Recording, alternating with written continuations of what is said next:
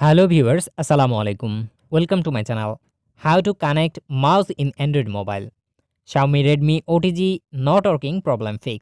প্রথমে আমরা বাজার থেকে 20 থেকে 25 টাকার ভেতরে এই OTG কেবলটি কিনতে পাবো। তারপর আমাদের প্রয়োজন হবে একটি মাউস এবং একটি OTG কেবল। এটি আপনি সংযোগ দিয়ে নেবেন, তারপর অ্যান্ড্রয়েডের সাথে কানেক্ট করে নেবেন। এরপর আমরা অ্যান্ড্রয়েডের সেটিংস অপশনে চলে যাব। তো এখান থেকে আমি সেটিংস অপশনে প্রবেশ করলাম।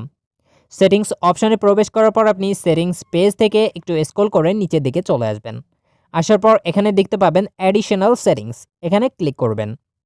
অ্যাডিশনাল সেটিংসে ক্লিক করার পর স্ক্রল করে একটু নিচে চলে আসবেন। নিচে আসার পর এখানে দেখতে পাবেন ওটিজি, এখানে ওটিজি অপশনটিতে ক্লিক করুন।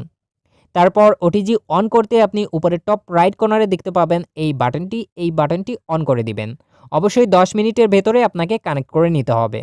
তো আমি আগে কানেক্ট দিয়ে নিয়েছি, দেখতে পাচ্ছেন আমার মাউসটি কাজ করছে। Thank you for watch this video.